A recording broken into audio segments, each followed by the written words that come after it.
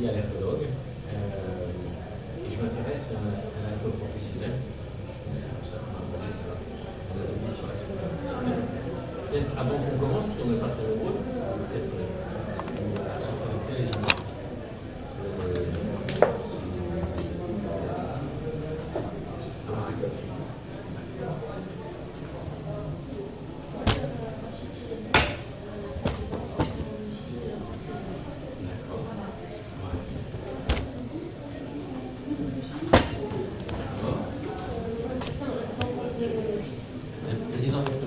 C'est à Marrakech aussi. Ok.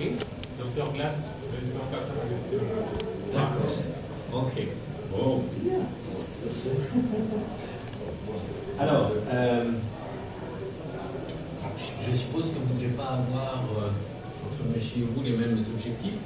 Dites-moi un petit peu ce qui vous intéresse, ce que vous avez envie d'apprendre. Alors, dans ma concentration, c'est à peu près 80% du consultant. Ouais.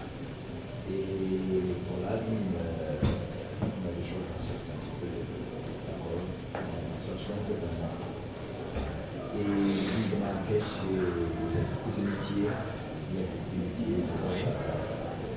de l'artisanat.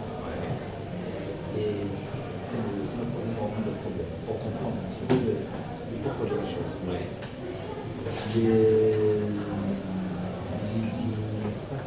C'est pas une atelier industriel, c'est ça. C'est pas ça. Non, pas du tout. Mais beaucoup d'artisanat. D'accord. Et donc, beaucoup de choses qui m'échappent. Vous allez faire un petit tour. Vous allez voir un petit peu. Oui, je connais un petit peu. Et donc, c'est ce qui m'intéresse. C'est ce qui m'intéresse. Oui, d'accord. Madame, bonjour. Bonjour. Alors, tous les autres sont présentés. Vous Je suis docteur Hilali. Je suis pneumologue dans le secteur public au CHR de Marrakech. D'accord. J'ai fait ma formation à Qatar. Okay. Et je suis là parce que j'espère que vous allez un petit peu parler des métiers un petit peu. Bon, on en voit les asthmes professionnels pour avoir un petit. C'est intéressant parce que là, il va falloir que j'ai des petites idées. Hein. Je connais un peu Marrakech, je suis allé plusieurs fois, Casablanca, je suis plusieurs fois aussi dans les soupes, la façon dont les gens ont été exposés. Mais il faudra que vous me racontiez un peu plus parce que. Alors, allons-y, tous nos résidents, là, les 4 résidents. Allez, dites-nous. C'est savoir le moyen de diagnostic Oui. pour suspecter un asthme lié à la profession. D'accord. Comment on peut diagnostiquer d'un asthme professionnel? Et surtout, comment faire la différence avec un asthme allergique. D'accord. Et est-ce qu'il y a un changement par rapport à la conduite à tenir? Beaucoup de choses. Et les asthmes professionnels les plus fréquents, chez vous ou chez nous, c'est intéressant de savoir. C'est ça. Justement, c'est là où ça sera intéressant parce que c'est souvent pas la même chose. Les diagnostics aussi se rejoignent un peu sur les exposés précédemment. Donc, quels sont comment dépister l'asthme professionnel, comment faire le bon diagnostic, comment traiter ces malades et aussi l'évolution de la Ouais, d'accord. Okay. C'est pareil pour les deux autres résidents? Oui, c'est pareil. Bonjour. Bonjour madame. Bonjour. Vous pouvez vous présenter s'il vous plaît? Oui, je suis docteur Louis, je suis pneumologue au secteur public à Casablanca. À Casablanca. D'accord. Bonjour monsieur. À Marrakech aussi. D'accord. Ok. Bon. On va. Est-ce que je peux vous demander d'aller fermer la porte? Je peux même le dire en arabe sinon. Ça craint. Bon. Presque ça. Non, c'est bien ça. Ok. Alors, bon, je vais vous parler un petit peu. Vous m'arrêtez, hein, on n'est vraiment pas nombreux. Vous m'arrêtez quand vous voulez, quand ça vous amuse, quand il y a des choses que vous ne comprenez pas, particulièrement pour les étudiants, mais aussi pour les collègues. Alors, voilà la définition classique. Donc ça, c'est important pour les étudiants de comprendre quand on parle d'asthme relié au travail. L'asthme relié au travail, ça se divise en deux catégories. Il y a l'asthme professionnel, c'est l'asthme qui est causé par le travail. Autrement dit, vous avez un patient qui n'est pas asthmatique, il a une profession et d'un seul coup, il devient asthmatique. Et puis vous avez l'asthme aggravé par le travail. C'est-à-dire que c'est un patient qui est déjà asthmatique, mais son asthme s'aggrave au travail. L'asthme professionnel, classiquement, on le divisait, et ça continue à être vrai, ça, l'asthme professionnel dit. Alors allergique, ça c'est moins, on va dire immunologique, c'est IgE-dépendant, non IgE-dépendant.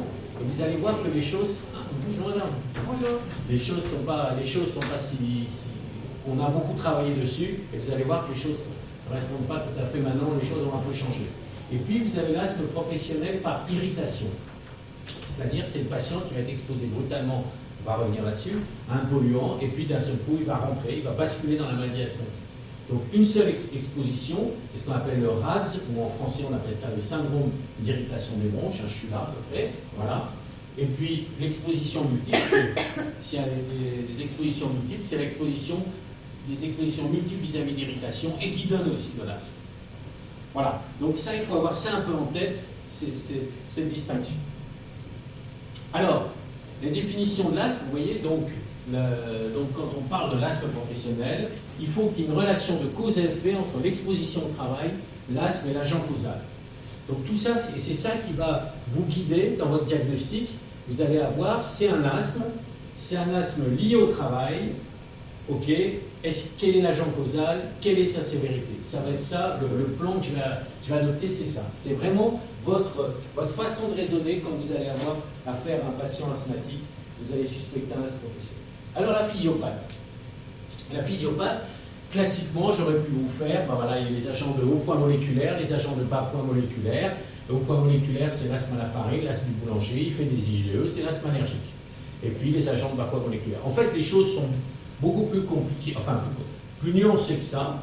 Et en fait, vous savez que maintenant on parle de phénotypes dans l'asthme, les phénotypes de type T2, où les gens font, c'est plutôt les asthmes allergiques, avec des éosinophiles, et de l'autre côté, les asthmes non T2, c'est plutôt des asthmes où il n'y a pas d'allergie, ou c'est plutôt des asthmes neutrophiliques. La question de savoir, c'est où se trouve l'asthme professionnel dans tout ça.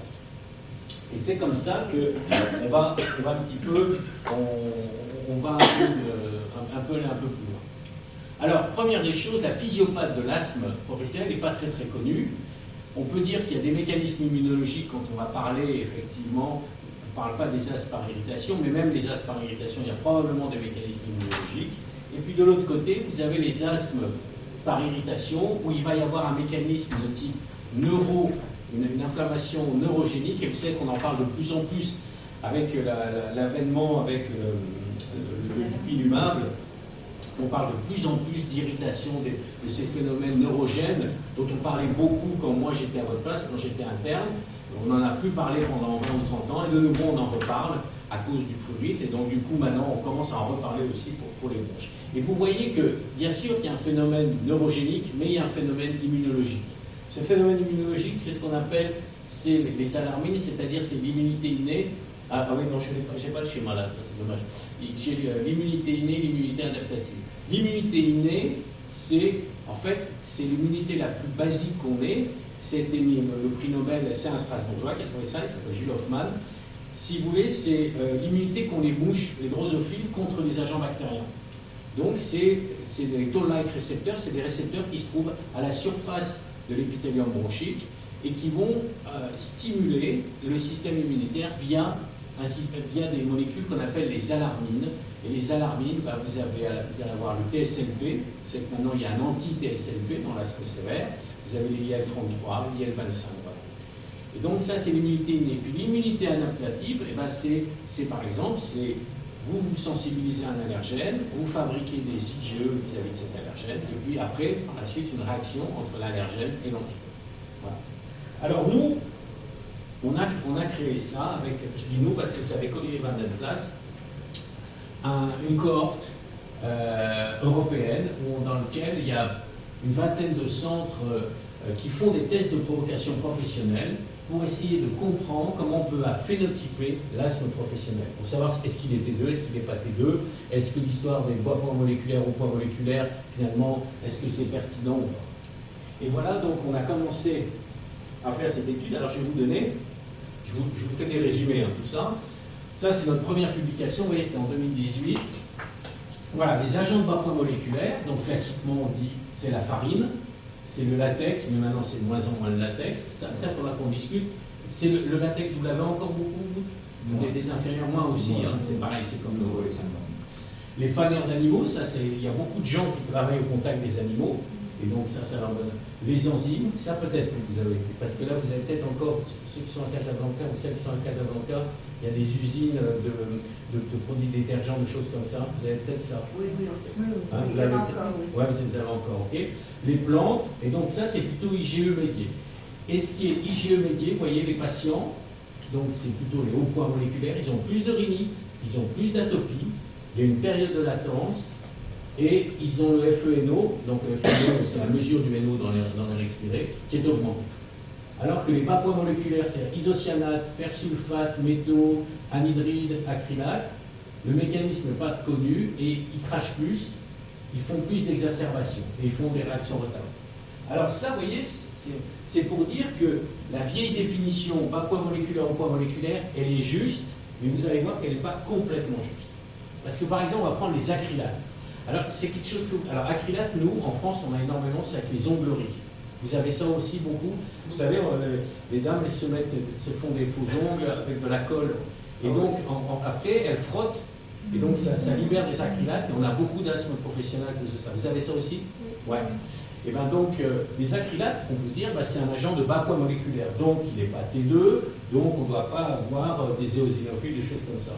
Et bien, contrairement à ce qu'on croit, quand on prend notre étude, si vous voulez, le gros avantage éclatant, on a 2000, la base, c'est 1900 patients, donc on a un nombre suffisant, et là on a pu regarder les acrylates par rapport aux autres agents de bas poids moléculaire. Et qu'est-ce qu'on a vu? Que les acrylates, ils se comportent comme des patients de haut poids moléculaire. Ils ont plus de rhinite, ils font plus de FeNO, le FeNO monte. Le FeNO, c'est un marqueur d'inflammation éosinophilique. Et donc, on voit qu'il monte après le test de provocation par rapport aux isocyanates qui sont l'agent de bas poids moléculaire par excellence. Autre exemple, les produits de nettoyage. C'est quelque chose que vous avez aussi beaucoup. Ouais. Alors finalement, on a quand même beaucoup. Parce que pas des asthmes professionnels, c'est plutôt par irritation avec l'eau de Javel. Voilà, alors vous avez effectivement l'eau de Javel, mais vous avez aussi l'ammonium quaternaire dans les hôpitaux. Les hôpitaux, vous n'avez pas ça? L'ammonium quaternaire, ils n'utilisent pas trop. Alors, effectivement, l'eau de Javel, ça donne des rades, mais ça, ouais, c'est plutôt par irritation. Alors ça, c'est les produits, ce qu'on appelle les ammonium quaternaires, qui sont beaucoup utilisés pour désinfecter. Et donc là, on voit que là aussi, pareil, lorsqu'on fait un test de provocation avec les ammonium quaternaires, on monte, les éosinophiles vont monter, vous voyez, ceux qui sont positifs, ils montent énormément, ils passent de 0,02 éosinophiles. Attends, je vais mettre une flèche, ça sera plus clair. Hop. Voilà, les éosinophiles, vous voyez, ils passent de 1,8% à 10%. Et ils montrent aussi leur hyperréactivité bronchique de 1,4 à 0,5. Enfin, ils la baissent, pardon. Enfin, ils baissent la dose, ça veut dire qu'ils augmentent leur hyperréactivité bronchique. Donc tout ça, c'est pour dire que, vous voyez, agent de nettoyage, on se dit, c'est du bas poids moléculaire, donc ça ne fait pas monter les éosinophiles. Si, ça fait monter les éosinophiles. Et donc la question, c'est est-ce qu'ils sont T2 ou pas T2, finalement, les asthmes professionnels? Donc là, je reprends notre cohorte, toujours la même. Et regardez, donc ça, c'est avant le test d'exposition, ça, c'est tous nos patients. On regarde les crachats, donc les éosinophiles dans les crachats. Avant l'exposition, vous voyez, vous avez à peu près 120 patients qui crachent des éosinophiles. Vous en avez à peu près 50 des neutrophiles. Et puis il y en a à peu près, vous voyez, un peu plus, même 170 qui crachent très peu de cellules. Après le test d'exposition, regardez, il y en a pratiquement 75% sont devenus éosinophiles. Donc si un patient, quand un patient a un test de provocation positif, il devient principalement éosinophile. Et ce qui est assez joli, c'est que si on regarde les éosinophiliques, donc 72% des patients sont éosinophiliques, c'est principalement des agents de haut poids moléculaire, mais vous avez 44%, c'est du bas poids moléculaire, c'est des patients qui ont plus de rhinite. Et puis quand on regarde les neutrophiliques, c'est à peu près 11%, ceux-là, il y a un truc qui est intéressant, ils ont plus de dysphonie. Et ça, je vais insister là-dessus. Ça, il faut que si vous pouvez sortir de cet atelier en ayant retenu deux trucs, c'est la fréquence de l'asthme, on sait à l'asthme professionnel tout le temps, et deuxièmement, l'histoire des dysphonies qui sont on se trompe avec l'asthme. en fait, il y a énormément de patients qui se plaignent de gênes respiratoires au travail. Et ces gênes respiratoires, très souvent, on croit que c'est de l'asthme. Or, le plus souvent, très souvent, ça peut être aussi des dysphonies, c'est-à-dire qu'ils ont du mal à parler, ils perdent leur voix. Et c'est particulièrement vrai chez les femmes. On a fait une étude, là, justement, avec Nicolas Migueres, on a trouvé que 60% des patientes asthmatiques qui prennent des corticoïdes inhalés avaient une dysfonction des cordes vocales. C'est-à-dire qu'elles ont le larynx qui se spasme, et donc ça mime l'asthme, et elles sont considérées comme pour un asthme sévère. Or, en fait, elles sont pas voilà, c'est pas de l'asthme. Finalement, quand on réfléchit, on dit ben, le nez, les bronches, c'est relié, mais entre le nez et les bronches, il y a le larynx. Et le larynx, c'est quelque chose qui est très innervé, et c'est quelque chose qui va être très réactif. Par exemple, je peux vous dire, moi j'ai des patients qui travaillaient en boulangerie, dans une boulangerie qui vendait le pain, donc ils n'étaient pas dans la boulangerie véritablement, elles perdaient leur voix quand elles travaillaient. Donc elles avaient une dysphonie, fonctionnelle. Et donc, c'était pas de l'asthme, on me l'avait adressé pour un asthme sévère. Alors, ils ont des corticoïdes, ils ont plein de médicaments, et il n'y a rien qui marche. Et c'est de la dysphonie. Donc ça, je reviendrai là-dessus, mais y pensez. Donc, oui. C'est la dysfonction des cordes vocales. Alors, c'est pas tout à fait la dysfonction. Oui, c'est pas loin.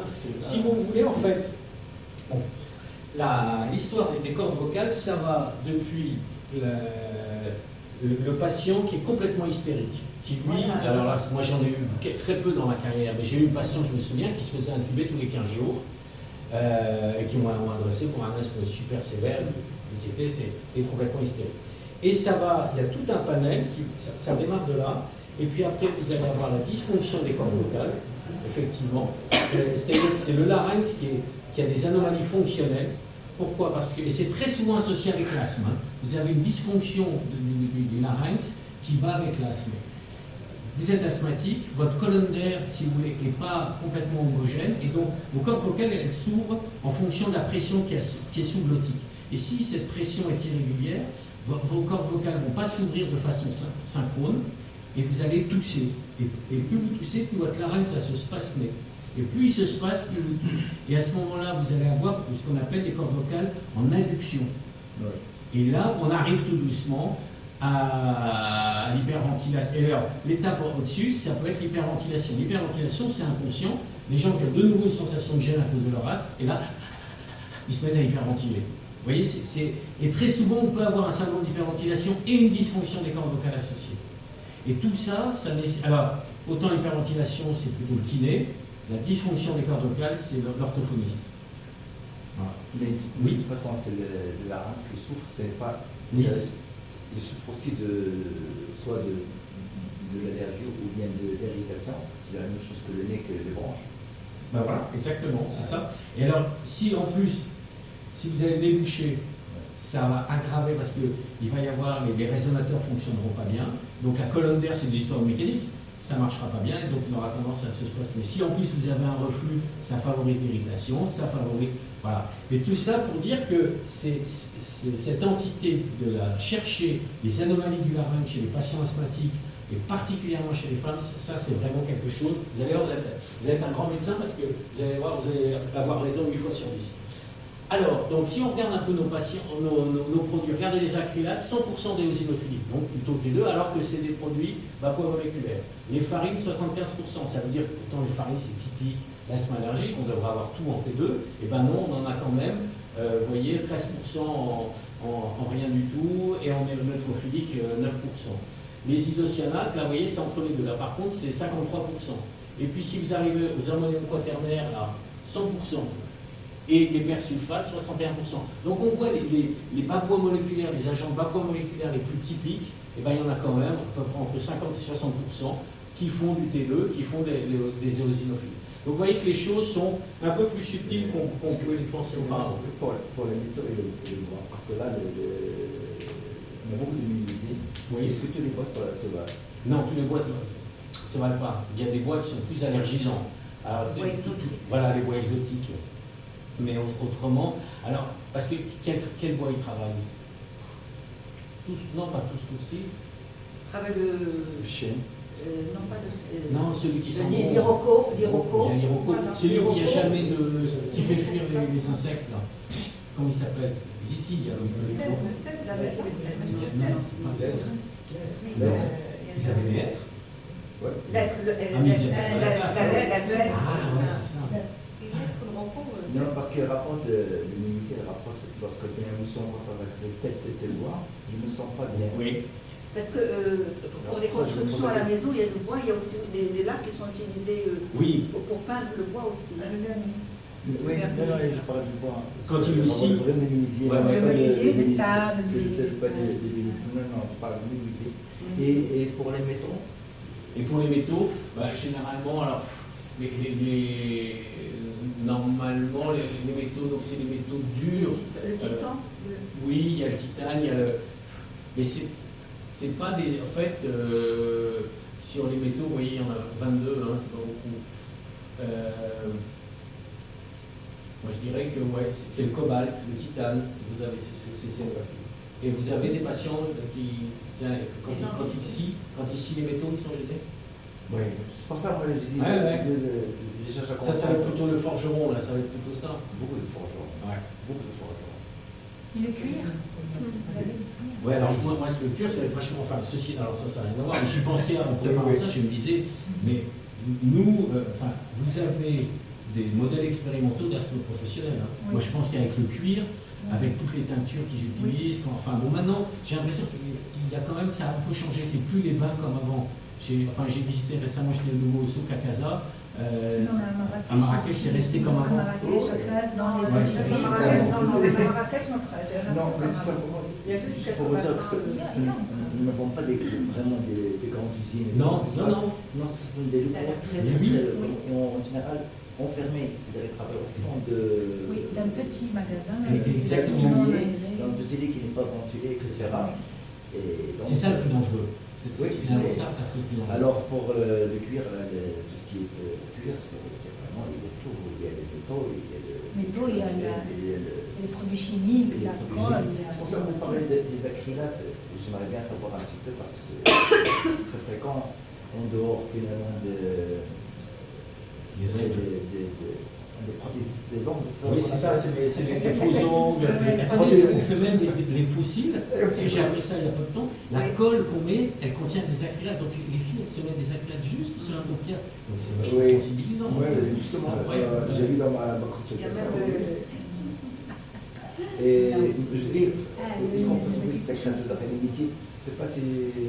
Alors, c'est la les acrylates, vous allez trouver, alors, alors, il y a les ongleries, alors il y a les... Attendez, je crois que j'ai mis la peau, je vais vous montrer ça. Si je me en arrière. Ouais, voilà. Alors, là-dedans, vous voyez, vous avez tout le truc. Vous avez l'école, donc pour les ongles, ainsi de suite, pour les fossiles. Vous avez les colles aussi pour le sol. Dans les prothèses dentaires, pareil, les prothèses, les dentistes. c'est le troisième colonne. Voilà. Et après, la laque pour le bois, les printing color plates sur les plats. Voilà. Et voilà. À chaque fois, ça revient, il y a toujours l'histoire des ongles. Qu'est-ce qu'il y a d'autre? Ouais, principalement. Nous, en tout cas, chez nous, c'est les prothésistes dentaires et les ongleries. C'est principalement ça. Alors, je ne sais pas maintenant, est-ce qu'il y a des acrylates? Non, je ne sais pas si. Alors, voilà, vous allez voir, on va voir dans le diagnostic comment est-ce qu'on peut arriver à s'en sortir. Ok. Alors, top, voilà, donc j'ai fini avec la physiopathe. Juste, alors, l'épidémiologie, donc, je peux vous dire un peu. En tout cas, ça, c'est nos chiffres à nous. 80% c'est des asthmes professionnels et 20% c'est des asthmes exacerbés par le travail. Et vous allez voir que ça a beaucoup d'importance de faire la différence entre les deux. Alors, l'épidémiologie, c'est l'incidence, c'est le nombre de nouveaux cas par an et par million de travailleurs. Vous voyez qu'en gros, alors vous avez la Finlande, ils ont 174 parce que c'est une obligation. Si vous voulez être déclaré en asthme professionnel, il faut passer par l'Institut. Et donc, ils les déclarent tous.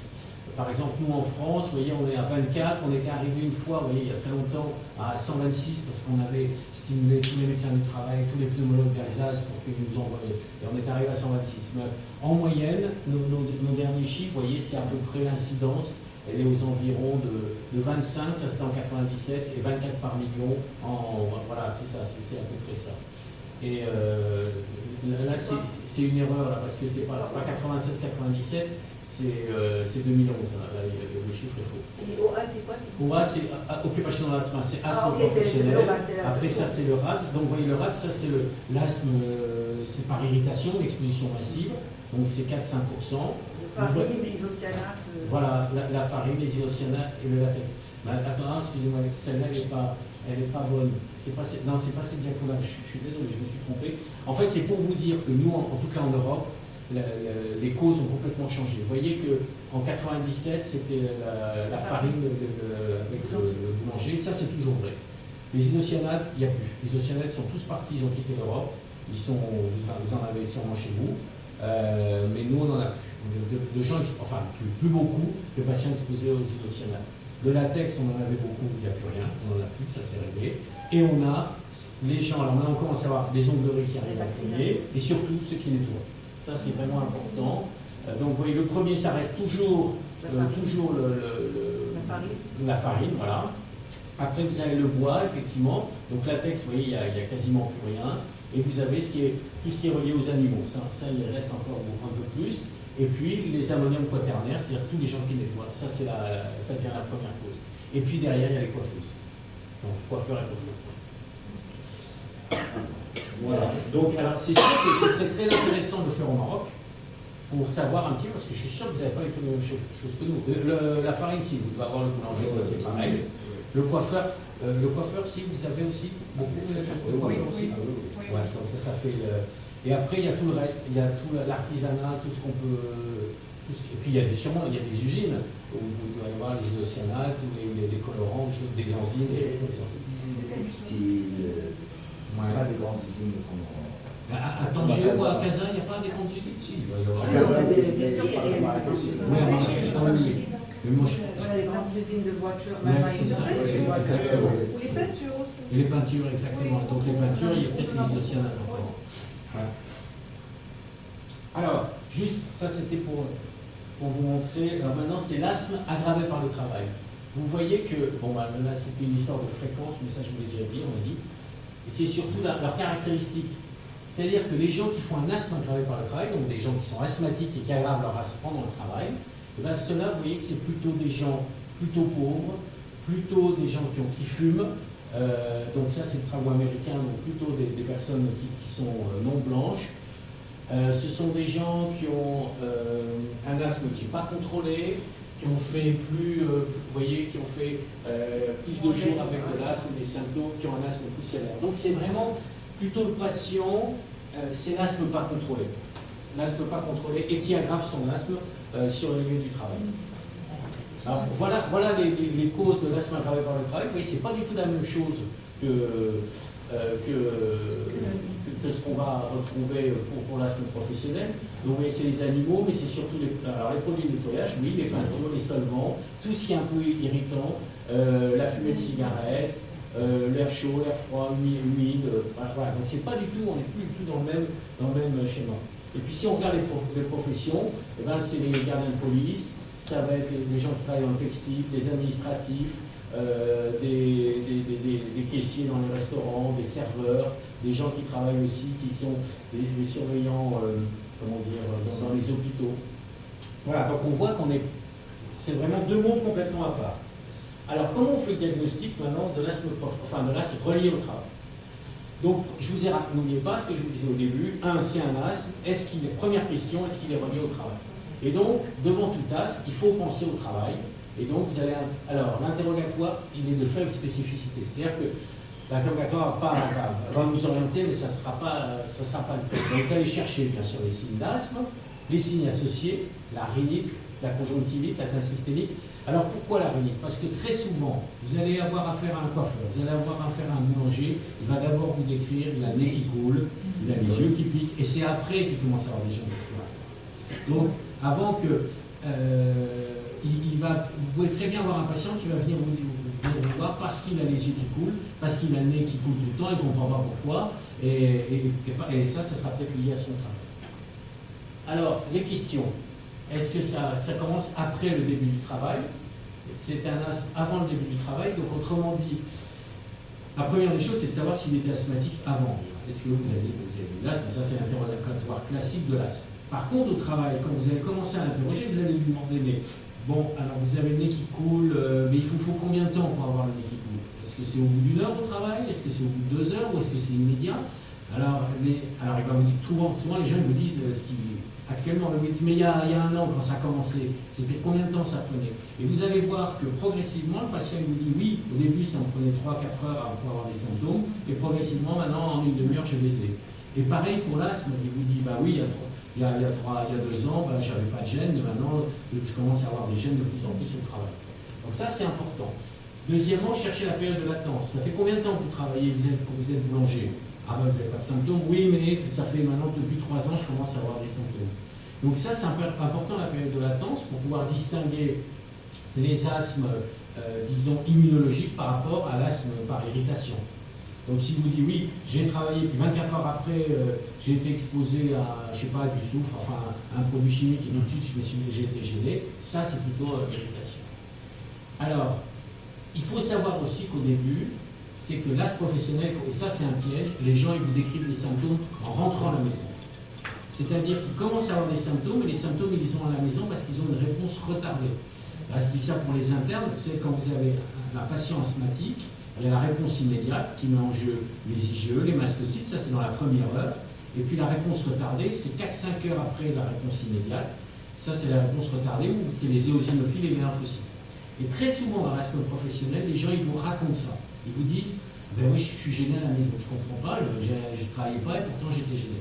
Donc ça, il faut vraiment, ça a beaucoup de valeur, ce truc. Et donc, il vous raconte un petit peu les liens avec le travail. Et puis, surtout, la bonne question, c'est l'amélioration le week-end. C'est-à-dire, le patient, il vous dit, au début, ah oui, au début, c'était super, le week-end, quand je m'arrêtais, quand je ne travaillais pas, en 2 jours, en quelques heures, j'avais plus de symptômes. Et puis maintenant, ça ne change plus rien. Au bout d'un moment, ça ne change plus rien, il continue à être malade pendant le week-end, il continue à être malade pendant les vacances. Parce qu'il y a une inflammation telle qui s'est installée au niveau du nez, des bronches, des yeux, que ça s'en va plus. Alors, les EFR. Alors, les EFR, vous savez, les EFR dans l'asthme, là je diagnostique, je vais pas m'associer aux internes, c'est vrai qu'on apprend toujours, il y a une réversibilité, il y a une obstruction avec une réversibilité. Mais c'est très rare. Le patient asthmatique que vous allez voir, vous aurez jamais, c'est excessivement rare que vous le verrez en pleine crise en train d'avoir les sternoclédo-mastoïdiens qui vont être contractés, assis au bord du lit, pâle, voilà, donc ça, vous aurez ça de temps en temps, mais pas souvent. Le plus souvent, vous aurez quelqu'un qui va bien, qui va vous dire, je tousse, j'ai des gènes respiratoires, j'ai des douleurs thoraciques, j'ai des sensations d'oppression. Et vous le faites souffler, c'est normal. Et ça, c'est très classique. Alors, qu'est-ce que vous pouvez faire? Donc, vous avez un asthmatique, vous voulez démontrer que cet asthme est relié au travail. Donc, vous lui donnez un spiromètre. Alors, le spiromètre, c'était très à la mode dans les années 80. On pensait que ça allait tout régler. Malheureusement, on s'est aperçu que les spirométries qui sont faites, enfin, le peak flow fait par le patient sur le lieu de travail, ils trichent. Ils sont comme tout le monde, ils oublient de le faire, ça les embête, ainsi de suite. Puis, il suffit qu'il y ait son chef qui lui dise non, je ne veux pas qu'il sorte ça, enfin bref. Donc ils remplissaient, il y a un travail canadien, on voit bien qu'ils remplissaient leur journal de peak flow dans la salle d'attente. Donc, si vous voulez, c'est une valeur, vous voyez, pour que c'est une valeur, il faut faire le recueil d'identité toutes les 2 heures, 4 fois par jour, 3 mesures à chaque fois. C'est un truc, en tout cas, chez nous, on n'y est jamais arrivé. Il n'y a quasiment aucun pays au monde dans lequel on n'est jamais arrivé. C'était les Anglais qui étaient très, ils aimaient beaucoup ça. Alors l'autre chose, c'est le test à l'hyperréactivité bronchique.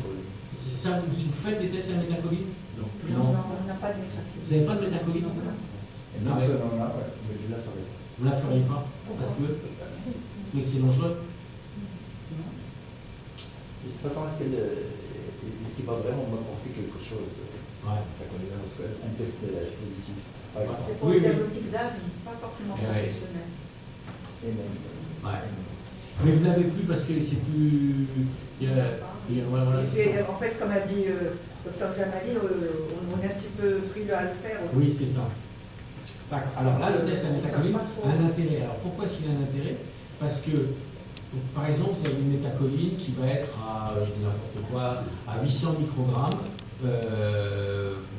Alors, non, pardon, on va prendre pendant les vacances, la métacoline est à 800 microgrammes. Et il va travailler, et le patient, d'un seul coup, sa métacoline, elle n'est plus qu'à 200 microgrammes. Si vous avez un changement d'une dose doublante, donc c'est 200, 400, 400, 800, là c'est 2 doses doublantes, là vous pouvez dire, il y a des modifications d'hyperréactivité bronchique. Et ça, c'est un marqueur. Ça, c'est intéressant parce qu'on compare deux métacolines. On peut dire, pendant le travail, sa métacoline baisse, autrement dit, il augmente son hyperréactivité bronchique. Et ça c'est un bon marqueur. Mais bon, parfois, ça ne marche pas. Quand le patient a été très longtemps en dehors de son travail, ça ne marche pas. Est-ce que, excusez-moi pour l'hyperactivité bronchique, est-ce que c'est un état de base des bronches? Il est là et est-ce qu'il il expose? Ou bien c'est quelque chose qui est variable dans le temps? Alors, la métacoline, en gros, la variabilité de la métacoline, c'est une dose doublante. Autrement dit, si on s'est amusé à faire la reproductivité de la métacoline, et en gros, c'est une dose doublante. Autrement dit, vous avez une métacoline à 200, vous pouvez passer à 400. Vous prenez un asthmatique allergique au champ. Bon, vous lui faites un test à métacoline, il est à 200. Il rencontre un copain qui est couvert de poils de chat. Et ben, il peut très bien, dans les 12 heures qui suivent, monter son hyperréactivité, autrement dit, baisser sa métacoline. Mais généralement, c'est une dose doublante, c'est ce qu'on considère. Alors, nous, on l'utilise beaucoup en asthme professionnel. On l'utilise aussi pour tous ces patients qui viennent, qui ont des gènes respiratoires. Alors, pas tout le temps, mais on l'utilise pas mal. Nous, on fait pas mal de tests à métacoline. Mais on est un des rares, hein, en France. Il n'y a pas beaucoup de centres qui font. Nous, on est très test de provocation, on a toute cette culture, disons... C'est pour le diagnostic d'asthme en général.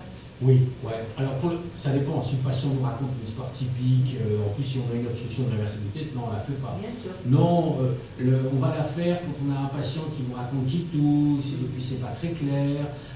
En même temps, justement, il y a une dysfonction laryngée, on ne sait pas très bien où on va. Là, on va faire un test, on fera un test à la métacoline pour être bien fait. Et puis, le test à l'effort, on peut le faire aussi, parce que ça Oui, peut... tout à fait. Ah oui, ça. Vous faites des tests à l'effort? Oui, on les fait. Ah oui? Ouais.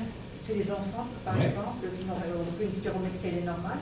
On leur demande d'aller monter les 2 et 3 étages avec leur maman, ils reviennent. Ça chute même des adultes jeunes. Ouais. Et après, on fait une dilatation, ça augmente. Oui, exactement. Voilà. Avec ça, on résout un petit peu le problème. Alors, généralement, en plus, si vous voulez, l'asthme d'effort, ça ne répond pas bien à la métacoline. Enfin, je veux dire, la métacoline, ce n'est pas un très bon marqueur pour l'asthme d'effort. Le test à l'effort, c'est bien. Donc ça prend beaucoup d'intérêt. Donc, on a démontré le lien entre l'asthme et l'activité professionnelle. Deuxièmement, on va chercher la cause.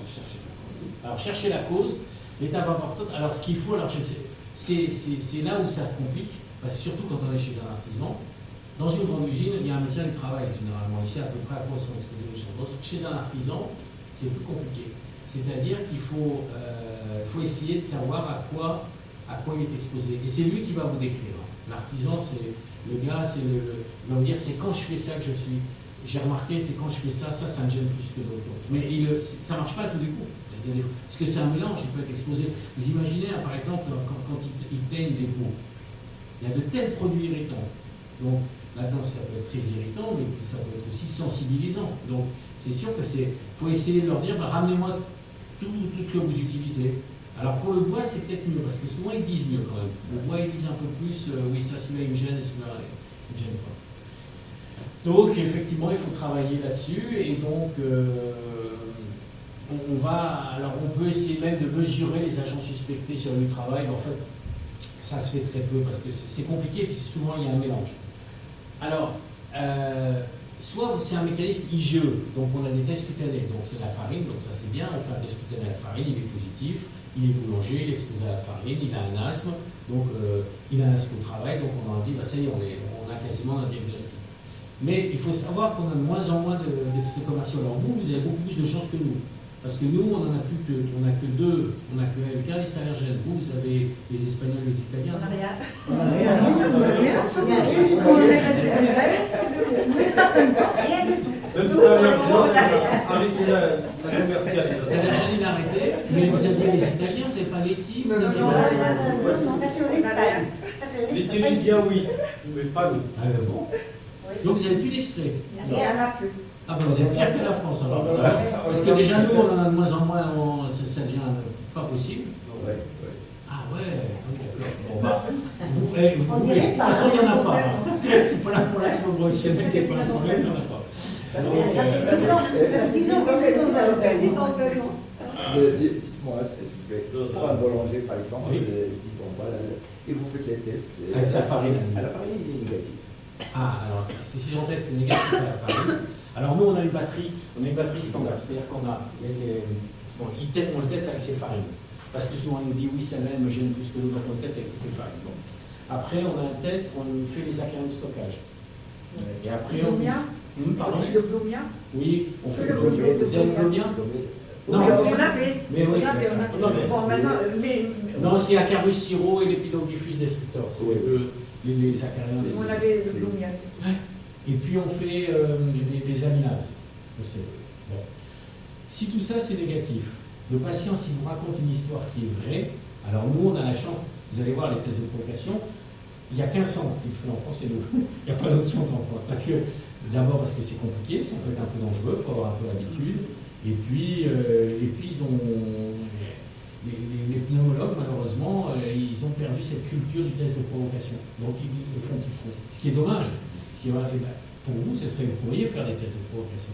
À la farine, nous, on le fait alors, il s'installe dans une cabine, puis on lui fait mélanger la farine comme ça. Il fait d'abord 2 minutes, puis après 4 minutes, puis 8 minutes, puis un quart d'heure, et ça dure jusqu'à 2 heures. Ce qu'on faisait lorsque j'étais à Montpellier. Et ben voilà, ben oui, ils le faisaient, exactement. Mais ils le font plus maintenant. À Paris, ils le font plus non plus. Ouais. Et c'est dommage, parce que nous, ça nous sert beaucoup. Hein. Et voilà. Et donc, c'est sûr que quand le test est négatif, qu'il vous raconte une histoire très très évocatrice, c'est dur de lui dire qu'il faut arrêter d'être boulanger, alors que finalement, vous n'avez pas énormément d'arguments. Et puis déjà pour lui, c'est dur, parce que souvent, c'est des artisans, donc il sait faire que ça. Et puis, bon. Est-ce que finalement les patchs tests dans des cas pareils, est-ce qu'il en apporte quelque chose? Non, ça Oui, porte c'est rien. retardé. Non, ça, c'est je juste retardé. Mais les tests pour le boulanger, ça vaut. Au moins, vous avez les tests à la fin. Vous pouvez faire les IGE. Vous avez quand même les IGE. Oui, ça va oui, déjà sur faire. les IGE, oui. Quand même. Voilà. Alors, Dans les dernières recommandations de l'ARIA, ils Ouais. ne parlent plus de tests carrément. Comment Ils ça ont mis qu'on pouvait. vous êtes bien meilleur que moi parce que je ne dis jamais les recommandations d'Ariane. Alors, Ça change tout le temps. ils ont mis qu'on pouvait se suffire des IGE. Ah oui? Oui. Pourquoi? Pour le professionnel? Ou pour Non, le je ne parle pas de je parle de Pour la la rinite en général. Ah bon? Oui, oui. On pouvait se suffire des IGE pour le diagnostic. Alors, ce qu'il faut savoir, c'est qu'effectivement, il y a une grosse tendance, c'est terrible ça, c'est vraiment terrible parce que c'est dur de lutter, c'est que vous avez les laboratoires qui font des extraits allergéniques. En fait, ce qu'ils veulent maintenant, c'est vendre des comprimés, c'est plus faire des abscis Oui. pour la désensibilisation. Ouais. Et en fait, en France, on est un peu, comme toujours, un peu les Gaulois, le village qui résiste, parce que les Allemands, le problème des Allemands, c'est qu'ils ont plein de laboratoires, et beaucoup de petits laboratoires qui font des extraits pas bons du tout, qui n'ont jamais été validés, et du coup, ils disent bah, tout est mauvais. Pareil pour les Italiens, pareil pour les Espagnols. Alors que nous, en France, on a avec deux, on les a obligés à faire de la qualité, donc les extraits sont bons, les abscis sont bons, mais comme il risque d'y avoir une espèce de règlement européen qui va dire on va supprimer les abscis. Et donc, si on supprime les abscis, on va se terminer avec les petits comprimés, il n'y aura plus grand-chose. Hein.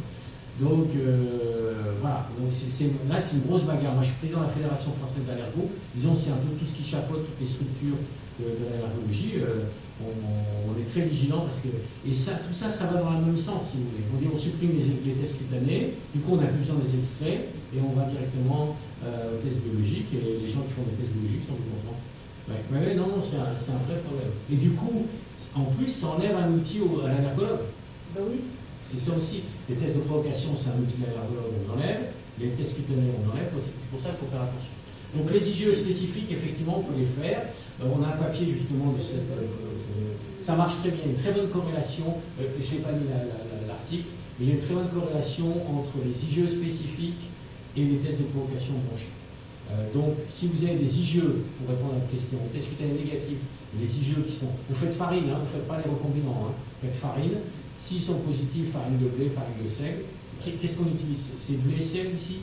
Blé. Sarrasin? Non. Non, sarrasin. Non, sarrasin, non. On n'a pas de sarrasin. Non, non. C'est surtout le blé. C'est surtout le blé.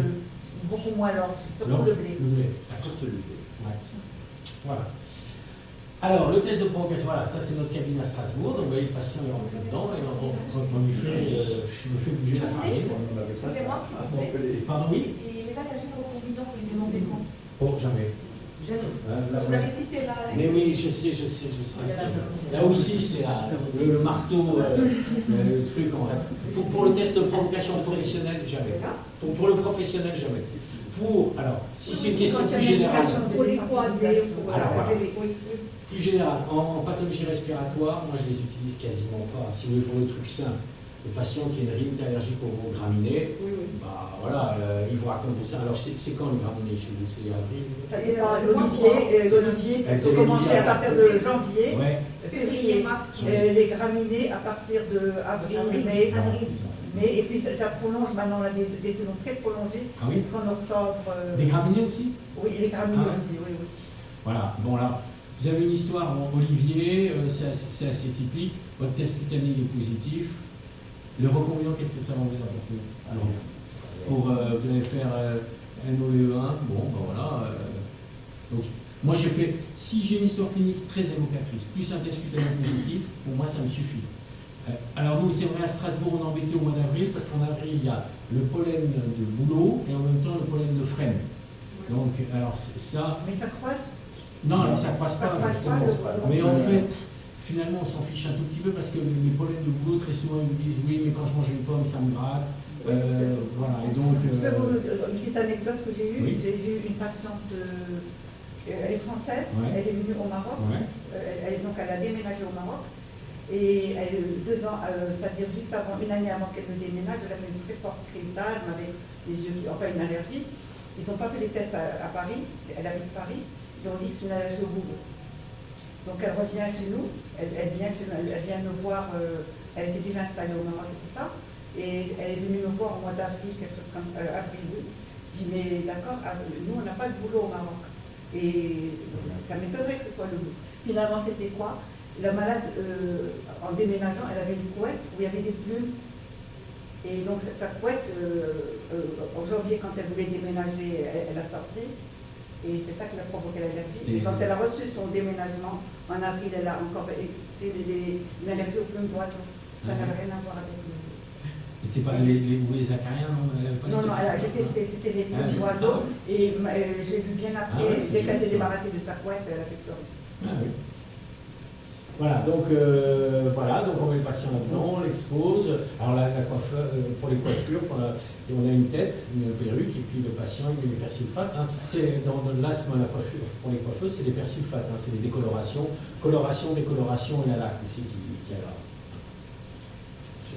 Donc là, il faut faire attention. Il faut savoir un test de provocation professionnelle, il faut toujours faire attention.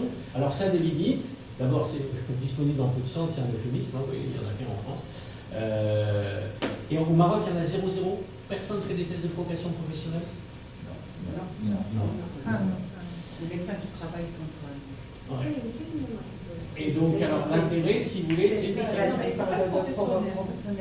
La professionnelle, je veux dire. Ouais, professionnelle. Et donc, ça permet de distinguer l'asthme professionnel de l'asthme aggravé par le travail. Voilà. Et puis, vous démontrez le rôle de l'agent. Alors, dans certains pays, vous voyez, en Belgique, en Suisse, en Finlande, c'est obligé. On peut obligé de faire un test de provocation. Finalement, faire la différence, tu vois, tout à fait d'accord. Mais pour le patient, c'est pareil. Entre aggravé par le travail et... L'asthme finalement professionnel déclenché par le chef de Oui. et aggravé par le Je vais travail. vous raconter, non, ça change tout, vous allez voir. Ça change beaucoup.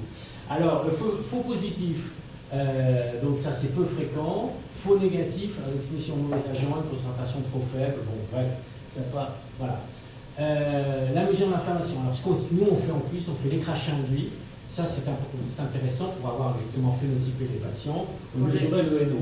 Donc tout ça, ça peut être une aide. Alors je sais, voilà. Mais bon, le NO, c'est pas remboursé, c'est cher, ainsi de suite. Alors maintenant les RAS. Alors ça, les RAS, vous voyez, ça vient d'un papier qui date de 1985. 10 cas, pas d'antécédents respiratoires, exposés une seule fois à des concentrations importantes de produits chimiques. En quelques minutes, ils ont eu des symptômes, en quelques heures, et leur asthme qui persiste. avec une chute du VMS et surtout une hyperréactivité bronchique. À l'époque, dans le papier, ils ont fait des biopsies, ils ont trouvé une inflammation. Alors, c'est quoi les critères du RAS? Et ça, c'est important à savoir, parce qu'il n'y a pas d'antécédent respiratoire, les symptômes qui apparaissent après une seule exposition. Une exposition, c'est plutôt des gaz, des fumées, des vapeurs à forte dose, avec un effet irritant. C'est par exemple, alors on parlait de l'eau de Javel, c'est typiquement la dame qui nettoie, elle nettoie une cabine de douche. Et là, elle en met plein, et du coup, parce que ça sent bon, et du coup, crac, elle fait un RAS. Ou alors, c'est la femme de ménage aussi qui mélange le canard WC avec l'eau de Javel, c'est-à-dire le chlore, et ça fait de la chloramine. Et la chloramine, ça donne des RAS. Voilà. Donc, apparition en 24 heures après l'exposition, les symptômes persistent au moins pendant 3 mois, les sensations d'asthme, alors c'est surtout une toux, c'est surtout des gens qui poussent. Après, le syndrome obstructif qui est possible, la métacolie qui est positive, et puis vous ne trouvez pas d'autres maladies. Voilà. Ça, c'est le diagnostic de RAS. Et ça, il faut vraiment que vous y pensiez. Là aussi, je pense aux internes, c'est pendant les gardes, je suppose que vous faites des gardes aux urgences. Faut pas, si jamais quelqu'un vient après une exposition comme ça, il faut penser à lui faire, donc vous voyez, c'est le chlore, la HCl, les produits chimiques, les solvants, les mélanges qui ne sont pas bien précis. Et ce qu'il faut penser à faire, c'est ça. Savoir dans quelles circonstances c'est venu. Ah oui, attendez, donc, je ne suis toujours pas. J'arrive puis je retourne en arrière après. Ah zut, en fait, il faut penser à l'interroger bien, savoir les circonstances, depuis combien de temps, lui faire une radio, parce qu'il n'y a pas que le RAS, il peut très bien faire une pneumonie chimique, lui faire, alors si vous pouvez, des EFR, faire des EFR à la réversibilité, parce que ça pourra servir de point de départ pour le plan médico-légal, et le mettre sous corticoïde tout de suite, tout de suite. Est-ce que vous ne demandez pas À quelle dose? Vous mettez 40 mg de sodium prête. Vous ne demandez pas ce canard? Oui, si c'est encore mieux un scanner, si vous pouvez. Mais déjà bien interroger, faire la radio, faire les EFR. Enfin, nous, ça, ils oublient souvent. Ils passent aux urgences et ils repartent un peu avec ils partent avec les corticoïdes, mais le reste, si, ils ont une radio. Non, vous avez raison. Maintenant, aux urgences, à Strasbourg, il ne faut que des scanners. Mais voilà. Mais autrement, ouais. Donc ça, il faut y penser. Voilà, donc vous voyez toutes les circonstances au travail, le pompier, le nettoyage, l'accident de transport, etc. Alors la sévérité, juste un mot de sévérité pour vous dire que l'asthme professionnel, c'est sévère.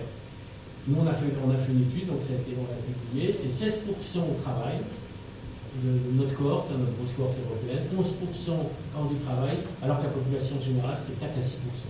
Donc l'asthme professionnel, ça aussi, il faut y penser devant les asthmes sévères, pensez au boulot, pensez au travail.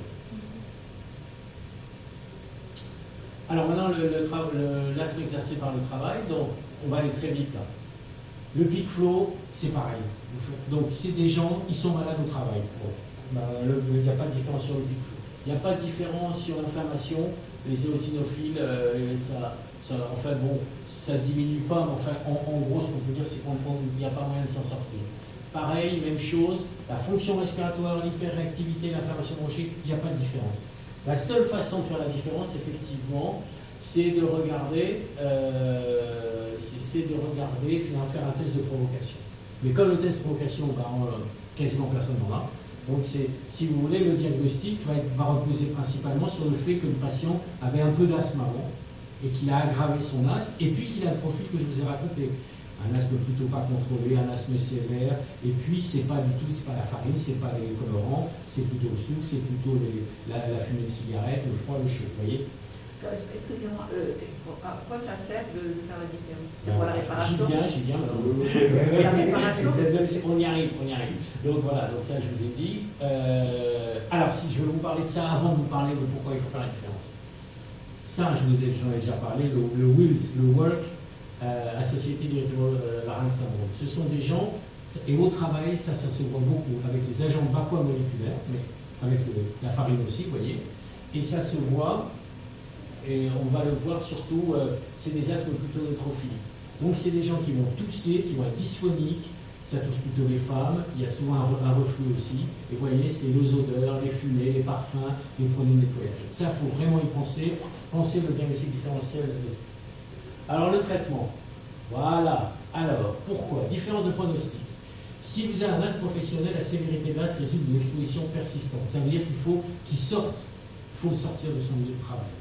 Mais ça veut dire sortir, alors je veux nuancer. Vous avez quelqu'un qui est boulanger, il a 40 ans, il a un asthme, il se met à avoir de l'asthme. Si vous lui dites du jour au lendemain, monsieur, c'est fini, vous ne pouvez plus travailler, d'abord il est déprimé, et puis sa vie est foutue. Donc il faut, enfin moi de plus en plus, je les traite, je leur dis essayez d'améliorer, essayez d'ouvrir la fenêtre, essayez de ventiler, essayez de faire des choses pour que vous soyez le moins exposé possible. Il faut vraiment être très, très nuancé, parce que les médecins du travail, eux, c'est vite fait, ils disent bon, il ne peut plus travailler, terminé, mais c'est pas possible, parce que les gens leur brisent leur vie. Je ne vous ai pas montré la diapositive, mais le coût social de l'asthme professionnel est monstrueux. Vous avez les 2 tiers des patients qui sont au chômage une fois qu'on leur a déclaré leur asthme professionnel. Donc avant de dire il ne peut plus travailler, surtout pour les gens qui nettoient. Les gens qui nettoient, c'est les gens, si vous leur dites vous ne pouvez plus faire ce boulot-là, ils n'ont pas de boulot. Donc moi il y en a plein que je laisse travailler plus ou moins parce que c'est leur seule façon de le faire. Alors, l'asthme secondaire avec l'exposition aux irritants. Vous voyez, donc ça c'est l'asthme par irritation. Il peut continuer à travailler là. Voilà, donc ça c'est par exemple la femme de ménage qui est exposée avec forte concentration de javel, elle peut continuer à travailler, mais il faut qu'elle fasse, parce que là il faut qu'elle fasse très attention. Voilà, et puis surtout il faut bien contrôler son asthme. Et l'autre chose, alors, donc ça c'est juste pour vous montrer que si on réduit l'exposition, vous voyez qu'on augmente les moindres chances d'amélioration, vous avez le ratio à 0,16, c'est-à-dire qu'on n'améliore vraiment pas, moindre chance de guérison 0,3, plus grand risque d'aggravation des symptômes, le ratio est à 10. Donc autrement dit, même la réduction, ce n'est pas suffisant. Il faut vraiment réduire. Alors ça, c'est pour vous montrer que, là c'est un papier qu'on a pu faire longtemps, vous voyez, il y a 11 ans maintenant, avec le solaire, avec l'IGE. J'ai des patients qui voulaient, toujours pareil, moi c'est toujours dans cette idée, je voulais que les patients puissent continuer à travailler. Et vous voyez qu'on a des patients qui sont de type, soit c'est avec la farine, soit c'est avec le chat, les acariens, le lapin, ainsi de suite. Et puis il y en a qui ont des isocianates ou des acrylates. Donc ils sont plutôt, c'était un premier site, c'était des vapomoléculaires et ça marchait bien. Vous voyez que les vapomoléculaires, on a aussi obtenu une efficacité. Donc ça voulait bien dire que le solaire, histoire du IGE, pas IGE, ben, ça marchait bien. Mais ça, je vous le raconterai ça ce samedi, c'est que le solaire, ça marche même dans les asthmes non allergiques. Ouais, exactement. Et là, ils ont continué à travailler. Ils ont continué à travailler, on les a laissés au travail avec le solaire. Ah, c'est sûr, c'est cher, hein. Mais ça se discute. Côté médico-légal. Pardon? Côté médico-légal. Côté médico-légal, bah non, c'est passé. Non, c'est passé. Ouais, c'est passé. Et ouais, mais c'est sûr que c'est. Ils avaient les critères des vaccins. Ils avaient les critères du solaire. Ouais. Ils avaient un asthme sévère quand ils avaient ce solaire. Avec le Covid. Ouais. Alors, l'histoire du RAS, donc pas de traitement anti-asthmatique, on arrête l'exposition, voilà, sauf s'il y a une très très grosse hyperréactivité bronchique, voilà. Bon. Donc, ce que je voudrais vous montrer, c'est l'histoire de RAS, donc après, voilà, oui, c'était ça, bah, oui, ça venait là. Observation clinique précise, garder le sang et les urines, toujours les faire à la radio du thorax, envisager un test de la méthacholine et un suivi neurologique. Ça, c'est après un RAS.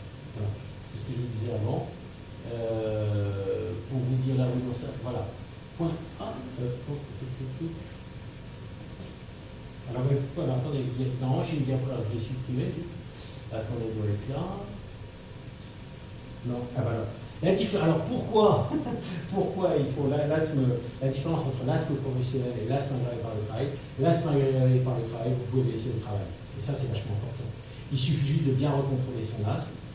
Effectivement, pas le mettre dans des endroits où il y a des irritants, il y a l'hyperréactivité bronchique, mais il peut continuer à travailler. Contrairement à l'asthme à la farine, du boulanger ou l'asthme de la coiffeuse, et ben là, c'est plus compliqué. Donc ça, c'est vraiment une différence. Ça vaut le coup d'essayer de distinguer les deux. Alors, qu'est-ce que je voulais vous dire? Oui, ça, c'était les points à retenir. Donc l'asthme, 10% des asthmes adultes. On distingue l'asthme professionnel et l'asthme aggravé par le travail. La différence entre les asthmes professionnels liés aux agents de haut poids moléculaire, bas poids moléculaire, c'est en partie vrai, mais il y a beaucoup de chevauchements, je vous ai montré. L'asthme professionnel peut être sévère, 16% contre 4% dans la population générale. Ça repose sur un triptyque, c'est un asthme, il est relié au travail, quel est l'agent et quel est son niveau de sévérité. Donc le lien avec le travail, c'est basé sur l'interrogatoire. Des petites questions un peu intéressantes, c'est l'histoire du week-end, l'histoire de l'apparition aussi des symptômes qui peuvent être apparemment retardés, l'hyperactivité bronchique, les marqueurs d'eau, bon ben ça, si on ne l'a pas, ben on comprend l'hyper. Après les asthmes allergiques P2, les tests cutanés, les IgE, FeNO et crachat du bassin là. Le maître étalon, c'est le test d'exposition, mais c'est pas facile à mettre en œuvre. Le traitement de l'asthme professionnel, c'est l'éviction. Le traitement de l'asthme aggravé par le travail, c'est pas l'éviction.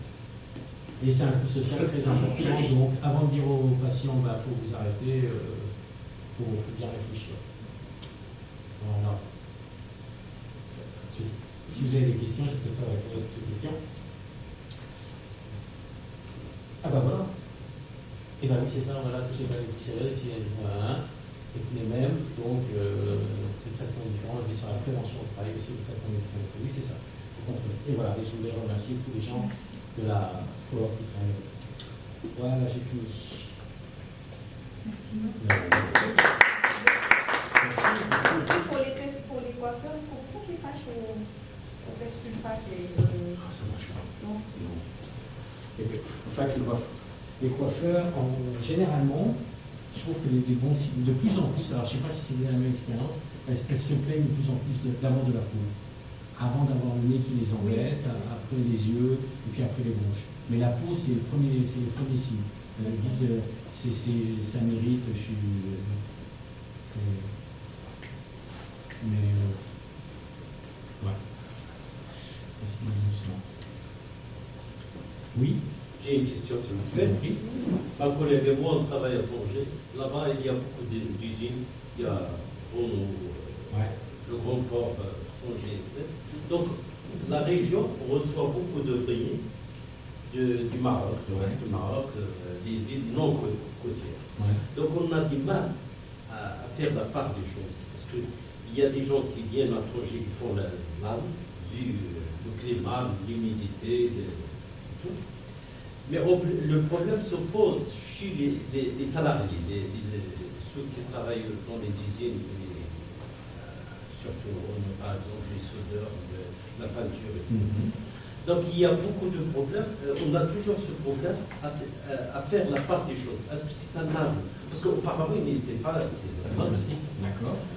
Mais arrivant à Tanger, il y a ceux qui font l'asthme, même s'ils ne travaillent pas, et d'autres font de l'asthme grave, sévère, parce qu'ils travaillent chez les usines de carrelage, les avions, il y en a des milliers. Donc voilà. Donc pour nous, puisqu'on n'a pas les tests, on n'a pas les tests de provocation, on n'a pas beaucoup de choses, on n'a que la spirométrie, ce qui est classique pour tout le monde. Donc on doit traiter. Toujours on traite avec beaucoup de rigueur pour que le salarié, comme vous venez de le dire, pour qu'il garde son travail, parce que c'est précieux. Oui, c'est sûr. Mais parce qu'en fait, bon, à Tanger, il y a beaucoup d'acariens. Donc il y a beaucoup d'asthmes acariens. Donc peut-être, oui, mais ça remarquez, il y a beaucoup d'acariens à Casablanca. Enfin, tout ce qui est sur la côte, il y a beaucoup d'acariens. Les ouvriers viennent des villes non côtières, pas à Casablanca. Ah oui, donc ils sont moins exposés aux acariens. C'est sûr que vous avez une fréquence, enfin, vous avez l'asthme professionnel que nous, on avait dans les années 60-70. C'est sûr. C'est certain, parce que c'est du nez, on les a plus. Ouais. Donc, c'est certain. Ce que vous pouvez faire quand même, c'est...